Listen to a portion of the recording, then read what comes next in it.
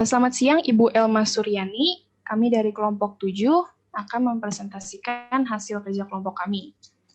Di sini saya akan memperkenalkan anggota-anggota kelompok kami.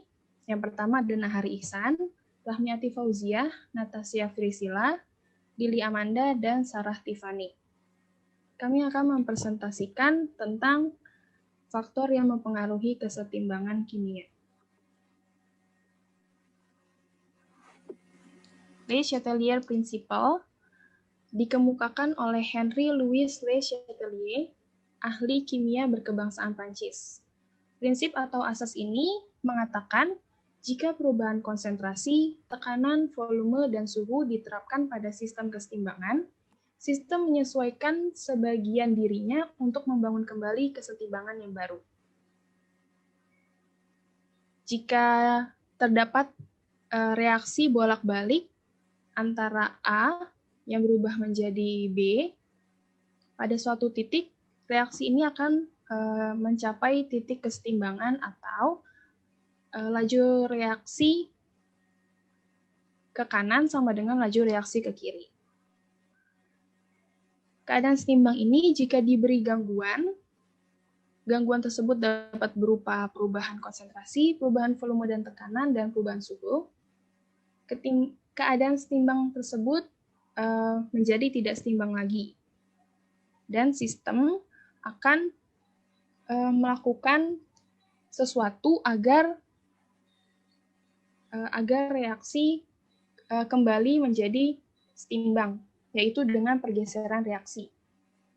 Karena di sini adalah reaksi bolak-balik, maka pergeseran reaksi bisa berupa pergeseran ke kanan atau pergeseran ke kiri.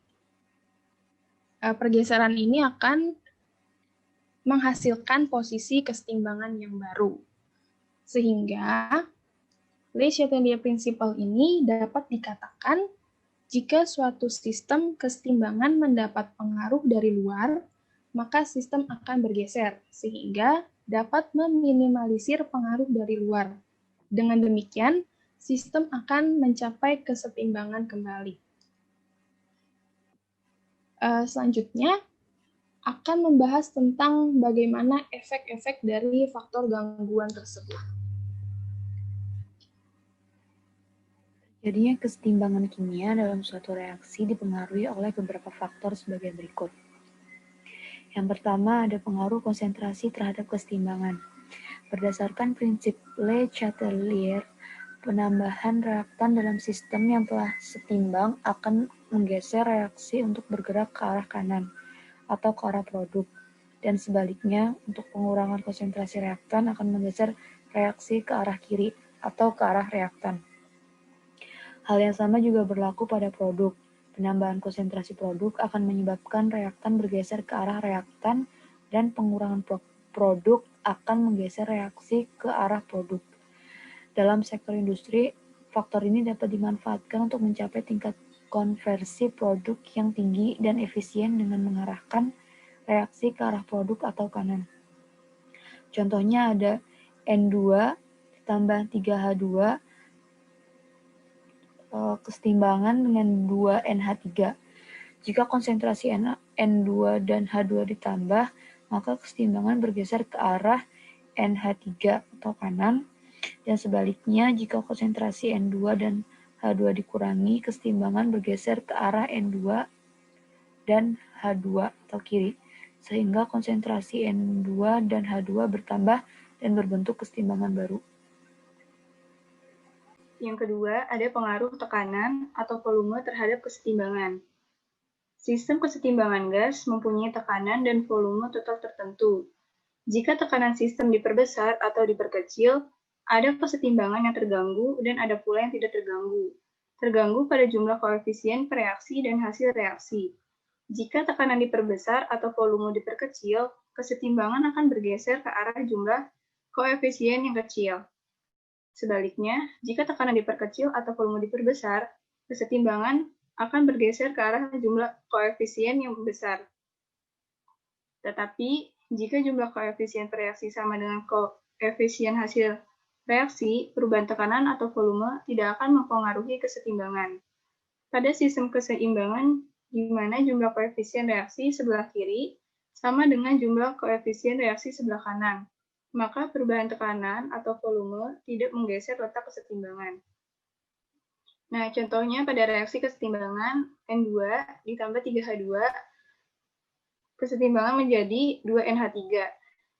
Nah, pada contoh di samping, jika tekanan diperbesar, maka kesetimbangan akan bergeser ke arah kanan. Karena kanan lebih kecil jumlah molekulnya atau lebih kecil jumlah koefisiennya. Nah, pada reaksi di kanan, jumlah koefisiennya adalah 2 mol. Sedangkan jumlah koefisien di kiri adalah 4 mol. Bila pada sistem kesetimbangan tersebut tekanan diperbesar atau volume diperkecil, maka kesetimbangan akan bergeser ke kanan, yaitu ke arah NH3. Sedangkan bila pada sistem kesetimbangan tersebut tekanan diperkecil atau volumenya diperbesar, maka kesetimbangan akan bergeser ke kiri, yaitu ke arah N2 atau H2.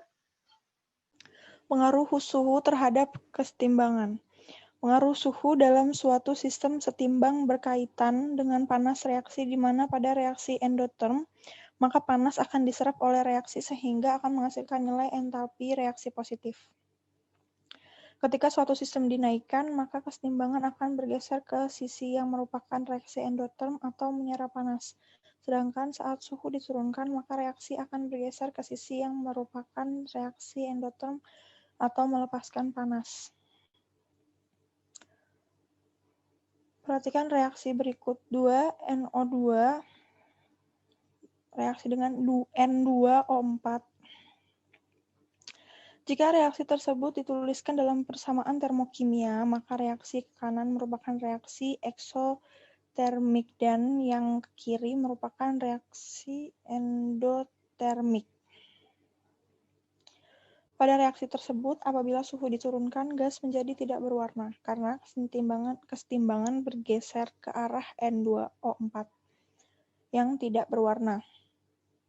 Dan apabila suhu dinaikkan, gas menjadi berwarna coklat karena kesetimbangan bergeser ke arah NO2 yang berwarna coklat.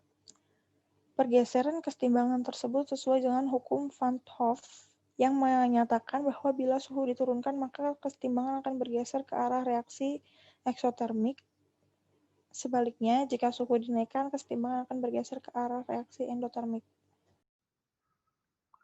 4. Katalis.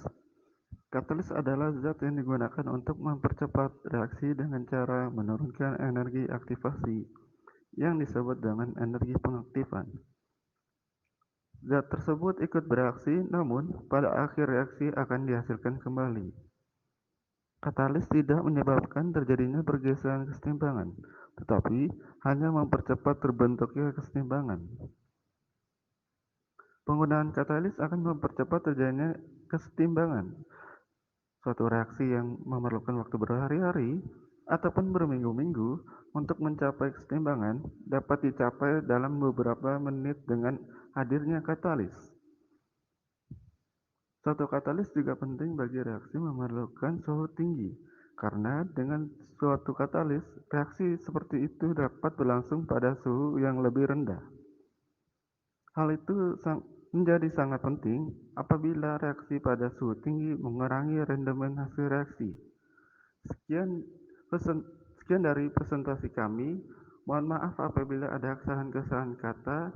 Kami ucapkan terima kasih.